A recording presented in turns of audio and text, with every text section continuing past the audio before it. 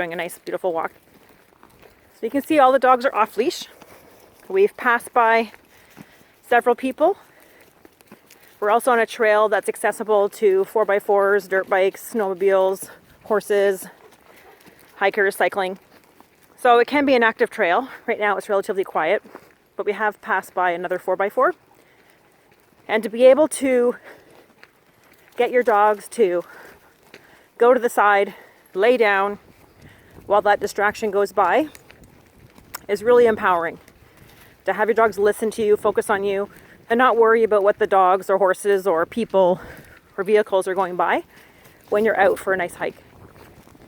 There's nothing wrong with leashing your dog when you see people come around the corner because you're being proactive. I encourage people to do that because, again, you're helping to set your dog up for success versus helping to make the other person and their dog fail. You don't know their training journey. You don't know what training or lack of training that dog has had. You don't know whether their dog is friendly or not. You don't know what they're dealing with. So a really good rule of thumb is to leash the dog, walk past the person or the object that you're going past, and then if your dog is off-leash reliable, then letting them back off leash. But like in Shadow's case, Shadow is learning to be off-leash, and we have I think it's about a 20-foot long line on him, and that's for safety. So he's allowed to have freedom as long as he's listening. He's not fully trained to be off-leash, so if I need to step on the leash, if I need to grab it, I have that control. So again, as an owner and a trainer, I'm being responsible and proactive. I'm not letting it up to chance to let him to make bad choices. I'm helping to set him up for success properly by giving him controlled freedom with the leash. After he's done that for a certain amount of time, then I'll test him without it.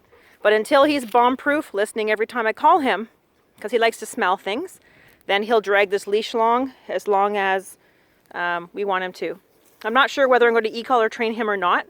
I'm still assessing him and working with him. Right now, he's really reliable and quite obedient, and the other dogs are helping him learn. I trained him a few years ago when he was younger, and so he's maintained a lot of that behavior and that training. He just needs a little bit of reminders once in a while. So again, you know, when you're out on a hike and enjoying yourself out in the public, be responsible. Look around the corners to make sure there's nothing unexpected coming, because you know what? We came across a porcupine earlier this morning, and luckily it was in the tree, so I didn't have to call the dogs off of the porcupine to get away from it. But that's a situation, that's a reality when you live up north. We have deer, we have coyotes, we have foxes, we have raccoons, we have skunks, we have porcupines, and all these animals are starting to come out of hibernation and are hungry, are starting to breed and mate, and so they can be a little bit ornery at this time of the year. They can be a little bit sleepy at this time of the year. So again, if you have your dogs off leash, be proactive, be aware, be educated, be responsible, use your common sense. If you're going around a corner, you can't see what's on the other side. Make sure your dogs recall back to you. Don't let the dog just take off 60 feet in front of you. That's really irresponsible, because again, you don't know what's around that corner.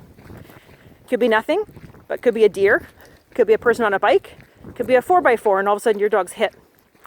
These trails are accessible to all of those vehicles, and they're allowed to go 50 kilometers an hour on these trails. It's marked. So again, have fun with your dogs, but be responsible. And if your dog is not off-leash reliable, then I suggest you do not let it off the leash. Because again, you're putting fate into your own hands. And you want dogs to make good choices, not bad choices.